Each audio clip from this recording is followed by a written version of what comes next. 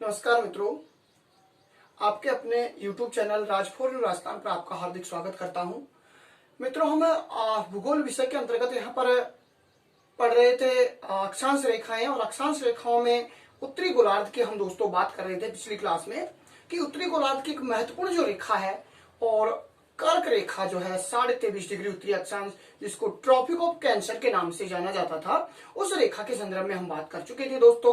अब भारत के संदर्भ में किस प्रकार के प्रश्न पूछे जाते थे वो भी मैंने आपको बताए थे, कुछ प्रश्न जो परीक्षा में पूछे गए हैं, और राजस्थान के संदर्भ में भी दोस्तों कुछ प्रश्नों के संदर्भ में हम आपके सामने प्रस्तुत कर पाया था। प्रयास कर सकूंगा दोस्तों, मैं प्रयास करूंगा कि आपके सामने इसी प्रकार के प्रश्न आपको दिखा सकूं, ताकि आप उन प्रश्नों को देखने के बाद में आप इन चीजों को समझ सकें कि किस प्रकार के प्रश्न हमारी परीक्षा प्रणाली में पूछे जाते हैं। जब तक दोस्तों हमें किसी टॉपिक से प्रश्नों का पता नहीं लग पाएगा कि कहां से प्रश्न, किस प्रकार का, किस प्रवृत्ति का प्रश्न पूछा जाता है, तो हमें उत्सुकता वहां से प्रश्न जो है पढ़ने की नहीं बन पाती है।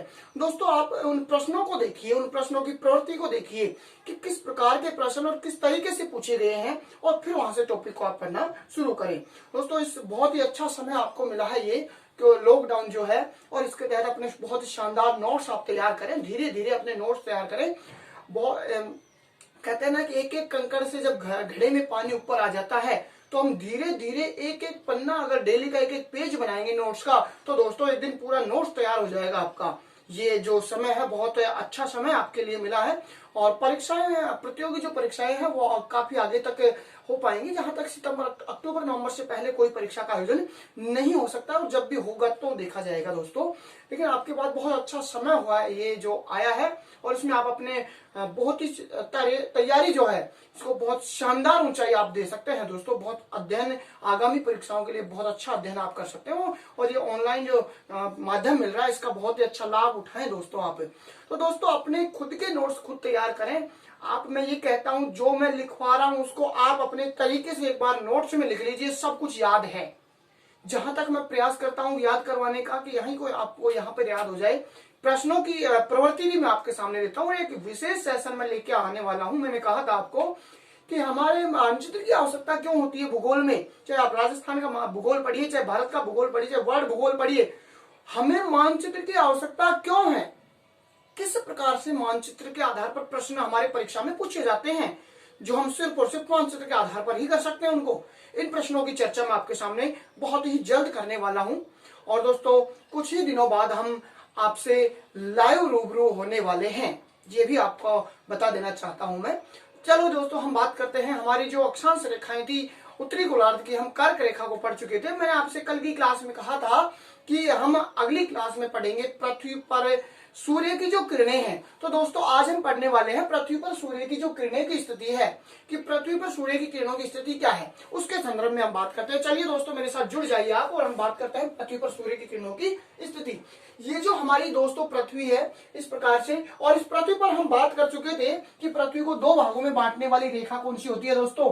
भूमध्य रेखा होती है, 0 डिग्री अक्षांश रेखा है, या इसको दोस्तों हम क्या कह सकते हैं, भूमध्य रेखा। मैंने आपको बता दिया था दोस्तों, भू यानी पृथ्वी, और मध्य यानी बीच में, यानी पृथ्वी के जो बीच में है वो रेखा कौन सी कहलाती है, भूमध्य रेखा कहलाती है। चलिए दोस्तों, उत्तरी गोलार्ध और दक्षिणी गोलार्ध दो भागों में पृथ्वी बट गई थी। इसके बाद में उत्तरी गोलार्ध की, जो हम पिछली क्लास में पढ़ चुके हैं, बहुत ही महत्वपूर्ण रेखा है उत्तरी गोलार्ध की, और यह है दोस्तों 23.5 डिग्री उत्तरी अक्षांश। हम इनका निर्धारण बात कर चुके थे कि हमारी पृथ्वी का जो अक्षीय झुकाव था 23.5 डिग्री था। इसके आधार पर दो रेखाओं का निर्धारण किया गया था, 23.5 डिग्री उत्तरी अक्षांश, जिसे हम कहते हैं क्या, कर्क रेखा। क्या कहते हैं दोस्तों, कर्क रेखा।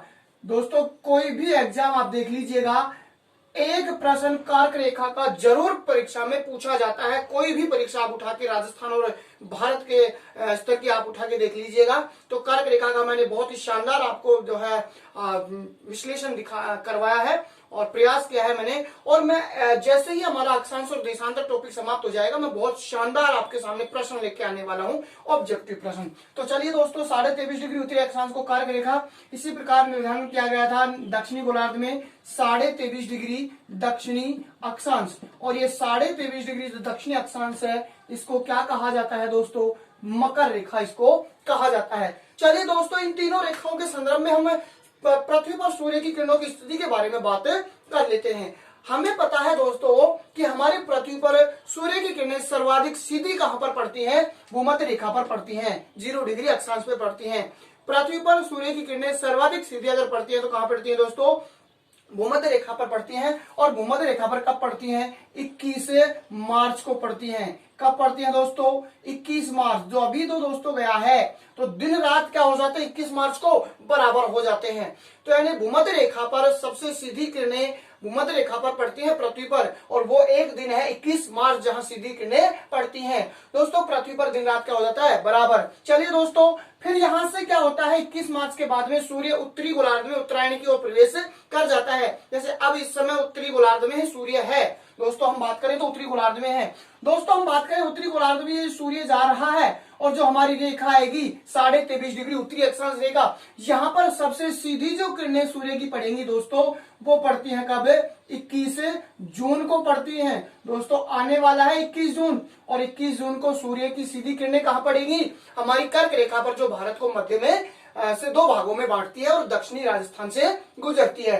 तो दोस्तों 21 जून को जब सीधी किरणें पड़ेंगी हमारे कर्क रेखा पर, तो यहाँ पर कर्क रेखा पर सबसे बड़ा दिन होता है, और यहाँ पर दिन बड़ा होगा, रातें छोटी होंगी। तो 21 जून जो है कर्क रेखा पर सबसे बड़ा दिन होता है। याद रखें दोस्तों, आप बहुत बार परीक्षा में ये पूछा जाता है। दोस्तों मैंने आपको बताया था कल की क्लास में, और अक्षांशों की विशेषताओं में भी बताया था कि हमारी पृथ्वी पर उत्तरतम कौन सा अक्षांश है जहां सूर्य की जो है किरणें हैं लंबवत पड़ती हैं, सीधी पड़ती हैं, कहने का मतलब। तो उत्तरतम अक्षांश दोस्तों कौन सा होगा? यही होगा, क्योंकि 21 जून को यहाँ पर सीधी पड़ने के बाद में वापस ये दक्षिण भूमध्य रेखा की ओर जो है मुड़ जाती है। इस प्रकार से उत्तरतम अक्षांश भी यही है दोस्तों, पूछा जाने वाला है, परीक्षा में पूछा जा सकता है। इसके बाद में वापस सूर्य की किरणें भूमध्य रेखा पर आ जाती हैं दोस्तों 21 जून के बाद में, और यहाँ पर सीधी वापस दूसरे जो दिनांक आती है 23 सितंबर। भूमध्य रेखा पर दोबारा अगर सीधी पड़ती है तो दोस्तों कब पड़ती हैं? 23 सितंबर को भूमध्य रेखा पर एकदम सीधी किरणें जो है पड़ती हैं, और इस दिन भी दिन रात क्या होते हैं? बराबर। जैसे ही दोस्तों 23 सितंबर को दिन रात बराबर हो रहे हैं, भूमध्य रेखा पर सूर्य की किरणें सीधी पड़ रही हैं, इसके बाद में ये सूर्य की किरणें दक्षिणी गोलार्ध में क्या कर जाती हैं? प्रवेश करती हैं इस प्रकार से। और दक्षिणी गोलार्ध में जैसे ही जाएंगी तो हमारे राजस्थान में ठंड बढ़ने लग जाती है। क्या होती है दोस्तों? ठंड। क्योंकि दक्षिणी गोलार्ध में मकर रेखा की तरफ जब सूर्य की किरणें बढ़ रही हैं तो हमारे यहाँ पर क्या हो जाती है? ठंड पड़ने लगती है। इसलिए दोस्तों यहाँ पर मकर रेखा पर सबसे सीधी किरणें जो पड़ती हैं सूर्य की 22 दिसंबर को पड़ती हैं। कब पड़ती हैं दोस्तों? 22 दिसंबर को जब सीधी यहाँ पर पड़ती हैं तो यहाँ पर दिन बड़ा होगा और रात छोटी होगी। जब दोस्तों यहाँ पर 22 दिसंबर को सीधी पड़ती है तो तिरछी कहाँ पड़ेंगी? हमारे कर्क रेखा पर पड़ेंगी।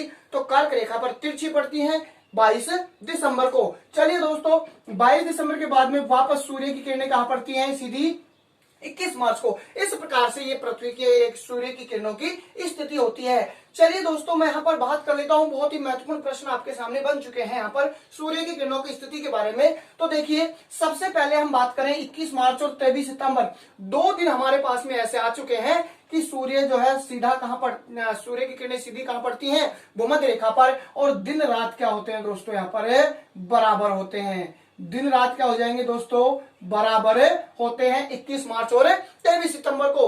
चलिए दोस्तों हम बात कर लेते हैं कर्क रेखा पर सबसे बड़ा दिन होता है तो 21 जून, क्योंकि सीधी किरणें पड़ती हैं तो 21 जून। 21 जून क्या हो जाएगा यहाँ पर दोस्तों? बड़ा दिन हो जाएगा। और दोस्तों अगर हम बात करें कि कर्क रेखा पर सबसे छोटा दिन कौन सा होगा, तो दोस्तों चलिए हम बात कर लेते हैं। सबसे पहले बड़ा दिन होगा यहाँ पर। जब बड़ा दिन यहाँ पर हो रहा है 21 जून को, तो दोस्तों यहाँ 21 जून की सीधी किरणें पड़ रही है इस प्रकार से, तो तिरछी कहाँ पड़ेंगी? यहाँ पर। तो 21 जून को तिरछी कहाँ पड़ेंगी? मकर रेखा पर पड़ेंगी। और 21 जून को छोटा दिन कहाँ पर हो जाएगा? छोटा दिन तो मकर रेखा पर। जब बड़ा दिन हमारे कर्क रेखा पर हो रहा है 21 जून को, तो छोटा दिन होगा 21 जून को मकर रेखा पर। उसी प्रकार से दोस्तों अगर हम बात करें कि 22 दिसंबर को सीधी किरणें मकर रेखा पर पड़ रही है, बड़ा दिन होता है। क्या होता है यहाँ पर? बड़ा दिन। कब? 22 दिसंबर को। तो दोस्तों 22 दिसंबर को जब यहाँ पर इस प्रकार से सीधी पड़ रही है तो तिरछी कहाँ पड़ेगी? यहाँ पर। तो 22 दिसंबर होगा दोस्तों हमारे कर्क रेखा पर, वो क्या होगा? छोटा दिन होगा। क्या होगा दोस्तों? छोटा दिन। तो हमारे कर्क रेखा पर सबसे छोटा दिन 22 दिसंबर और सबसे बड़ा दिन कौन सा होता है? 21 जून। अभी दोस्तों गर्मी बढ़ रही है, 21 जून आने वाला है। इस 21 जून को बहुत ज्यादा तापमान हमारे यहाँ पर होगा, क्योंकि किरणें क्या पड़ेंगी? सीधी पड़ेंगी और गर्मी बढ़ जाएगी और दिन सबसे बड़ा होगा। तो दोस्तों इस प्रकार से हम बात यहाँ पर कर रहे हैं, 21 जून आने वाला है। दोस्तों हम यहाँ इस प्रकार से पृथ्वी की जो पृथ्वी पर सूर्य की किरणें पड़ती है उनकी बात कर चुके हैं। दो चीजें आपको याद रखनी है दोस्तों, सीधा सा एक ट्रिक याद रख लेना। वैसे ट्रिक मैं आपको ज्यादा नहीं बता रहा हूं, फिर भी आप छोटी सी ट्रिक याद रखना। कर्क जून, क्या याद रखोगे दोस्तों? कर्क जून तथा मकर दिसंबर। मकर दिसंबर क्या होता है? बड़ा होता है। क्या होता है दोस्तों? बड़ा होता है। इस बड़े को याद रखना आप बस। कर्क जून तथा मकर दिसंबर क्या होता है दोस्तों? बड़ा होता है। आप सीधा सा याद रख लें, कर्क रेखा पर बड़ा होगा जून और मकर रेखा पर बड़ा होगा दिसंबर। दोस्तों इन दिसंबर की 22 दिसंबर ही रहेगी और जून की 21 जून ही रहेगी। ये तो आपको रटने की कोई आवश्यकता नहीं है, ये भी रटना नहीं है, सिर्फ समझना है। कर्क जून तथा मकर दिसंबर क्या होता है? बड़ा होता है। बड़े को मैंने पहले ही गोला कर दिया है। तो दोस्तों देखिए, फिर भी अगर आपको याद रहने रहता है तो दो अक्षर हैं इसमें भी और जून में भी क्या है? दो अक्षर। तो समानता है, कर्क जून दोनों समान, तो कर्क पर जून और मकर ज्यादा है तो इसमें भी ज्यादा है। तो इस प्रकार से आप सीधा सा याद रख सकते हैं। उल्टा हो जाएगा, छोटा होगा। कर्क पर जून बड़ा हो रहा है तो कर्क पर दिसंबर क्या हो जाएगा? छोटा। बिल्कुल उल्टा हो जाएगा। तो सीधा सा आप ट्रिक याद रख लें, एक कर्क जून तथा मकर दिसंबर बड़ा होता है। बहुत बार परीक्षा में ये पूछा जाता है। चलिए दोस्तों आगे हम बात करते हैं हमारे भारत के संदर्भ में। आप सीधा सा एक नोट डाल के अपने नोट्स में लिख लें सीधा सा कि हमारा जो भारत है और भारत में के भारत जो हमारा और भारत के मध्य से गुजरती है कर्क रेखा। मध्य से कौन सी रेखा गुजरती है? कर्क रेखा। हम पढ़ चुके हैं दोस्तों पिछली क्लास में इसको बहुत ही शानदार तरीके से। जिन दोस्तों ने ये नहीं पढ़ा है कर्क रेखा, वो पिछली वीडियो को आप देख लीजिएगा। चलिए दोस्तों, भारत के मध्य से कर्क रेखा गुजरती है। हम यहाँ पर नोट डाल के ये लिखना चाह रहे हैं कि हमारे जो भारत है, भारत का कोई राज्य या कोई भी स्थान कर्क रेखा से जितनी दूरी पर होगा, जितनी दूरी पर होगा वहां उतनी ही तिरछी किरणें पड़ेंगी। उतनी ही तिरछी किरणें पड़ेंगी। क्या पड़ेंगी दोस्तों? तिरछी किरणें पड़ेंगी। समझ लेना दोस्तों, इसको पड़ेंगी। कैसे पड़ेंगी देख लो आप इस चीज को। भारत का कोई राज्य या स्थान कर्क रेखा से जितनी दूरी पर होगा वहां उतनी ही तिरछी किरणें पड़ेंगी। देखिए दोस्तों समझ लीजिए, ये हमारा भारत है। मान लीजिए इस प्रकार से ये हमारा प्यारा सा भारत है। वर्तमान में कितने राज्य से जो है 28 राज्य यहाँ पर है दोस्तों। इस प्रकार से ये हमारा भारत है। और इस भारत में मैं बात आपके सामने कर रहा हूं दोस्तों कि किस प्रकार से जो है ये स्थिति मैं बता रहा हूं आपको जो लागू होगी कि कर्क रेखा जो हमारी है ये इस प्रकार से जो आपका दोस्तों भारत है और इस भारत के मध्य से यहाँ से ये रेखा गुजरती है कर्क रेखा। मैंने पूरा विश्लेषण कर दिया था दोस्तों कल। चलिए यहाँ से ये कर्क रेखा जो गुजर रही है और इस कर्क रेखा के बारे में मैंने ये लिखा है, भारत का कोई भी राज्य या स्थान कर्क रेखा से जितनी दूरी पर होगा। दोस्तों कर्क रेखा पर सीधी किरणें पड़ती हैं 21 जून को। जब कर्क रेखा से कोई भी स्थान जितनी दूरी पर होगा, या तो उत्तर में या दक्षिण में, वहां उतनी ही तिरछी किरणें पड़ेंगी। समझ चुके हो आप दोस्तों? जितनी दूरी पर कोई स्थान होगा, जरूरी नहीं है दोस्तों। प्रश्न मैं आपके सामने दे सकता हूं, ये प्रश्न आप देख लीजिए।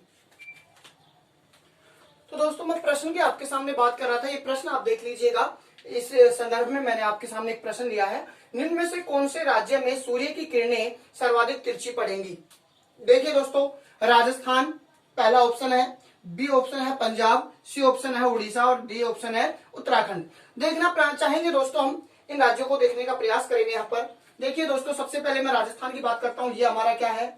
इस प्रकार से ये राजस्थान है, प्यारा सा सुंदर सा राजस्थान। और इसके बाद में दोस्तों यहाँ पर इसके उत्तर में आता है ये वाला, इस प्रकार से ये है दोस्तों पंजाब। ये क्या है दोस्तों? पंजाब। इसके बाद में दोस्तों उड़ीसा की हम बात करते हैं तो दोस्तों ये पश्चिम बंगाल है। पश्चिम बंगाल के नीचे ये कौन सा राज्य आता है? उड़ीसा, ये कौन सा है दोस्तों, उड़ीसा, इस प्रकार से उड़ीसा या उड़ीसा। और दोस्तों इसके बाद में उत्तराखंड, ये दोस्तों क्या आता है यहाँ पर, ये उत्तराखंड आ जाता है, हिमाचल प्रदेश के नीचे आता है ये उत्तराखंड। दोस्तों इन 4 राज्यों में से कौन से राज्य है जिसमें तिरछी किरणें पड़ेंगी। दोस्तों बहुत बार प्रश्न पूछे गए हैं। देखिए दोस्तों, आप मैंने ये जो लिखा है नोट, इसको विशेष ध्यान दें आप। भारत का कोई राज्य या स्थान कर्क रेखा से जितनी दूरी पर होगा वहां उतनी तिरछी किरणें पड़ेंगी। आप ये देख लीजिएगा, ये जो कर्क रेखा है यहाँ से दूरी किसकी सबसे ज्यादा है, तो दोस्तों राजस्थान, पंजाब, उत्तराखंड और नीचे है उड़ीसा। सबसे ज्यादा दूरी इनमें से कौन सी होगी दोस्तों, उत्तराखंड। तो हमारा सही आंसर कौन सा आ जाएगा, उत्तराखंड राज्य है जिसमें सबसे ज्यादा तिरछी किरणें पड़ सकती हैं। इस प्रकार के प्रश्न आपसे दोस्तों पूछे जा सकते हैं। ये तो मैंने दोस्तों इस राज्य दिए हैं, स्थान भी यहाँ पर दिए जा सकते हैं कौन कौन से राज्य के जो होंगे। तो दोस्तों हम राजस्थान के संदर्भ में कर्क रेखा की स्थिति के संदर्भ में बात करते हैं। राजस्थान के संदर्भ में सूर्य की किरणों की स्थिति। देखिए दोस्तों, हम बात करें कि राजस्थान में सर्वाधिक जो सीधी पड़ती है किरणें, वो कहां पर पड़ती है दोस्तों, सर्वाधिक सीधी किरणें राजस्थान में अगर पड़ेंगी सूर्य की किरणें तो कहां पर पड़ती है, कर्क रेखा पर पड़ती हैं। दोस्तों पढ़ चुके हैं हम, कर्क रेखा पर पड़ती हैं। देखिए दोस्तों, ये हमारा प्यारा सा जो सुंदर सा राजस्थान है, इस राजस्थान की अगर हम बात करें, ये जो राजस्थान हमारा है, प्यारा सा पतंगाकार या विषम कोणीय चतुर्भुजाकार या रोम्बस जो इसकी आकृति है, इसमें जो कर्क रेखा गुजरती है दोस्तों इस प्रकार से गुजरती है। ये जो दक्षिणी भाग है यहाँ से, ये तो जिला दोस्तों कौन सा होगा, ये जिला होगा बांसवाड़ा इस प्रकार से। और दोस्तों ये जो जिला होगा ये कौन सा होगा, डूंगरपुर का जो दक्षिणी भाग है और बांसवाड़ा का मध्य भाग है। इन दोनों जिलों से दोस्तों गुजरती है। ये तो है दोस्तों बांसवाड़ा और ये है दोस्तों डूंगरपुर। यहाँ से जो है दोस्तों ये 23.5 डिग्री उत्तरी अक्षांश जो रेखा है ये गुजरती है। और इसके संदर्भ में हम सर्वाधिक सीधी किरणों की बात कर रहे हैं। चलिए दोस्तों, हम यहाँ पर बात कर सकते हैं कि हमारे राजस्थान का कोई भी जिला, सबसे पहले तो हमारे राजस्थान के संदर्भ में हम बात करें कि सर्वाधिक सीधी किरणें कहां पड़ती हैं। राजस्थान में सर्वाधिक सीधी किरणें पूछा जाता है प्रश्न कि राजस्थान के कौन से जिले में सूर्य की किरणें सर्वाधिक सीधी पड़ती हैं। तो दोस्तों सर्वाधिक सीधी में सबसे पहले मैं लेना चाहूंगा जिला। तो जिला तो होगा कौन सा दोस्तों, बांसवाड़ा। सर्वाधिक सीधी कहां पर पड़ेंगी, बांसवाड़ा, क्योंकि बांसवाड़ा से कर्क रेखा गुजर रही है और कर्क रेखा के ऊपर सीधी किरणें पड़ रही है। तो हमारे राजस्थान में कहां पर पड़ेंगी, बांसवाड़ा में। दोस्तों नंबर 2 पर मैं यहां पर लेना चाहूंगा स्थान, कि कौन सा स्थान है जहां पर कर्क रेखा की किरणें सर्वाधिक जो है सूर्य की किरणें सर्वाधिक सीधी पड़ती है राजस्थान में। तो दोस्तों स्थान कौन सा आ जाएगा, तलवाड़ा। दोस्तों हम कल की क्लास में बात कर रहे थे कि बांसवाड़ा का स्थान है तलवाड़ा, जहां से कर्क रेखा की जो है गुजरती है। और यहाँ पर एक मंदिर बताया था मैंने, और उस मंदिर का नाम था त्रिपुरा सुंदरी तुर्तई माता, जो कि वसुंधरा राज्य की आराध्य देवी है। और पांचाल जो जाति है इसकी क्या है दोस्तों, कुल देवी है ये त्रिपुरा सुंदरी। चलिए दोस्तों, हम बात यहाँ पर सीधी किरणों की कर रहे हैं। हम बात यहाँ पर करें दोस्तों नंबर 2 पर कि सर्वाधिक तिरछी किरणें, सर्वाधिक जो तिरछी किरणें हैं वो राजस्थान में कहां पर पड़ेंगी, सर्वाधिक तिरछी किरणें। इसी प्रकार से हमसे दो प्रकार से बात करेंगे। सर्वाधिक तिरछी किरणें का जिला अगर पूछा जाता है दोस्तों तो श्री गंगानगर, कौन सा होगा दोस्तों, श्री गंगा नगर होगा। हाँ जी दोस्तों। और अगर पूछा जाता है दोस्तों हम यहाँ पर स्थान, तो स्थान कौन सा होगा दोस्तों, कोणागांव। कौन सा होगा दोस्तों, सबसे तिरछी किरणें राजस्थान में कौन से स्थान पर पड़ेंगी, कोणागांव है यहाँ पर पड़ेंगी। तो देख लीजिएगा दोस्तों, ये कर्क रेखा हमारी है और कर्क रेखा पर स्थित जिला है बांसवाड़ा। और बांसवाड़ा में यहाँ पर स्थान कौन सा है, यहाँ पर ये स्थान है तलवाड़ा। मैंने आपको कल बताया था बांसवाड़ा राजस्थान के तल में है, धरातल में है, तो याद रख लेना बांसवाड़ा में तलवाड़ा। चलिए दोस्तों हम बात करते हैं राजस्थान की स्थिति भी सेम स्थिति होगी दोस्तों। मैं एक नोट यहाँ पर फिर से डाल देता हूँ, ध्यान रखें आप, बहुत शानदार प्रश्न आपके सामने आ सकता है और पूछा गया है। आरएएस परीक्षा 2013 में भी एक प्रश्न ऐसा ही पूछा गया था दोस्तों, मैं आपके सामने लाने वाला हूं। देखिए, राजस्थान का कोई जिला या स्थान कर्क रेखा से, वही जो भारत के संदर्भ में लिखा था मैंने, राजस्थान का कोई जिला या कोई स्थान कर्क रेखा से जितनी दूरी पर होगा वहां उतनी ही तिरछी किरणें पड़ेंगी, किरणें पड़ेंगी। दोस्तों कैसे पड़ेंगी इसको आप थोड़ा सा समझ लीजिए। ये जो कर्क रेखा है यहाँ पर सीधी किरणें पड़ी है इस प्रकार से। अब यहाँ से जितनी दूरी पर कोई स्थान होगा, जितनी दूरी पर वहां उतनी तिरछी किरणें पड़ेंगी।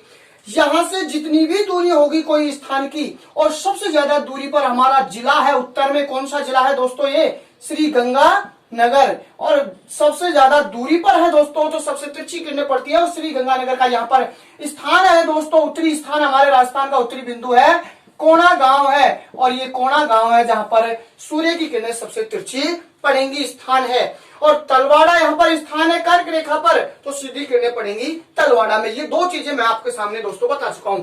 प्रश्न दोस्तों आपसे इस प्रकार से पूछा जा सकता है, थोड़ा सा प्रश्न का आप ध्यान दें। देखिए जो मैं प्रश्न बता रहा हूं, तो चलिए दोस्तों मैं प्रश्न आपके सामने ये दे रहा हूं, निम्न में से कौन से जिले में सूर्य की किरणें सर्वाधिक तिरछी पड़ती हैं?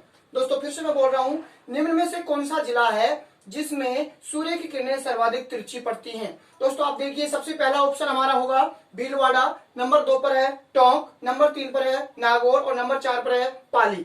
इन चारों जिलों में से कौन सा जिला होगा जहां पर सूर्य की किरणें सबसे तिरछी पड़ती हैं? दोस्तों सोचिए आप कौन सा जिला होगा जहां पर पड़ेंगी। देखिए हम देखने का प्रयास करते हैं दोस्तों राजस्थान में इन जिलों का। हमारा जो पहला जिला है दोस्तों भीलवाड़ा, ये दोस्तों यहाँ पर आता है चित्तौड़गढ़ के बगल में। इस प्रकार से ये जो जिला आता है कौन सा? भीलवाड़ा आता है दोस्तों, आयताकार आकृति का है। हम बात करें दोस्तों टोंक, टोंक जो जिला आता है हमारा, उसकी अगर हम बात करें दोस्तों, तो टोंक जहां पर आएगा ये हमारा इस प्रकार से जयपुर आता है, और जयपुर से नीचे यहाँ पर ये आता है दोस्तों, ये कौन सा जिला आता है? टोंक जिला। हाँ जी दोस्तों, टोंक के बाद में दोस्तों अगर हम बात करें तो तीसरा ऑप्शन हमारा है नागौर। दोस्तों नागौर जो जिला है यहाँ पर आता है, ये नागौर जिला इस प्रकार से। ये कौन सा जिला आता है दोस्तों? ये आता है नागौर जिला इस प्रकार से, ये नागौर। ठीक है, इसके बाद में हम दोस्तों बात करें पाली, तो दोस्तों पाली जिला है नागौर से ही सीमा बनाता हुआ, जोधपुर से सीमा बनाता हुआ इस प्रकार से राजसमंद के ऊपर की साइड में ये जिला कौन सा आता है दोस्तों? पाली। तो दोस्तों इन चारों जिलों के संदर्भ में अगर हम बात करें कि सर्वाधिक तिरछी किरणें कहां पड़ेंगी, तो मैंने आपको अभी बताया था कि सूर्य की किरणें सबसे ज्यादा तिरछी वहां पड़ती हैं जिस स्थान पर पड़ती है, जिस जिले में पड़ती है जो कर्क रेखा से सबसे ज्यादा दूरी पर स्थित होगा। तो दोस्तों ये देख लीजिए, सबसे नजदीक दूरी पर भीलवाड़ा, उसके बाद में ये जिला, उसके बाद में ये जिला, उसके बाद में ये जिला। तो कौन सा जिला होगा जहां पर सीधी किरणें तिरछी किरणें पड़ेंगी? तो हमारा उत्तर क्या हो जाएगा दोस्तों? नागौर। अगर दोस्तों इसी प्रश्न को मैं आपसे कहूं कि बताइए निम्न में से कौन सा जिला है जहां सूर्य की किरणें सबसे सीधी पड़ती हैं? दोस्तों इनमें से बताइए सीधी कहां पड़ेंगी? तो सीधी इन चारों में से सीधी कहां पड़ेंगी? क्योंकि सबसे नजदीक जो होगा वहां पर सीधी पड़ेंगी, तो नजदीक जो सीधी पड़ेंगी वो कहां पर पड़ेंगी? भीलवाड़ा जिले में सबसे सीधी किरणें इन चारों जिलों के संदर्भ में। दोस्तों हमारे सामने 33 जो जिले हैं, 33 जिलों की स्थिति हमें पता होना चाहिए, तब जाकर हम ऐसे प्रश्नों का हल कर पाते हैं। ऐसा ही प्रश्न दोस्तों एक राजस्थान के आरएस भर्ती 2000 प्री परीक्षा 2013 की परीक्षा में पूछा गया था। इसी प्रकार से प्रश्न पूछा गया और दोस्तों बहुत परीक्षाओं में पूछा जा चुका है। जेई की परीक्षा में ये प्रश्न पूछा जा चुका था जिलों की स्थिति के बारे में। दोस्तों मैंने कहा था पर मानचित्र आवश्यक क्यों है, इसलिए दोस्तों मानचित्र की आवश्यकता पड़ती है। और बहुत सारे प्रश्न है, ये तो कुछ भी नहीं है, बहुत सारे प्रश्न हैं जो आप मानचित्र के हिसाब से ही कर पाएंगे। मानचित्र की स्थिति अगर आपको पता है, जैसे भारत के 28 राज्य हैं वहां की, और राजस्थान के जो 33 जिले हैं उनकी आपको अगर पता है दोस्तों, तो आप दोस्तों बहुत ही आसान तरीके से भूगोल को यहाँ पर पढ़ सकते हैं, बहुत ही आसान तरीके से आप भूगोल को समझ सकते हैं। तो इसलिए मानचित्र की बहुत आवश्यकता पड़ती है। एक अलग से सेशन में आपके सामने लेके आऊंगा मानचित्र की आवश्यकता क्यों होती है। तो दोस्तों इस प्रकार से हम इस प्रश्न का हल कर सकते हैं। और राजस्थान के संदर्भ में आपके सामने कोई भी प्रश्न अगर कार्य रेखा की सूर्य की किरणों की स्थिति का आता है तो आप आसानी से कर सकते। दोस्तों आप इस चैनल को शेयर करें, लाइक करें और सब्सक्राइब करना ना भूलें। अपने दोस्तों के पास में शेयर करें और अधिक से अधिक स्टूडेंटों के पास में ये चीजें पहुंचनी चाहिए जो मैं मेहनत कर रहा हूं आपके लिए। ये दोस्तों अधिक से अधिक स्टूडेंट जो इस समय घर में बैठे हुए हैं कोरोना जो महामारी के तहत, तो दोस्तों उनके पास पहुंचनी चाहिए। ये मैं आपसे थोड़ा सा निवेदन कर रहा हूं।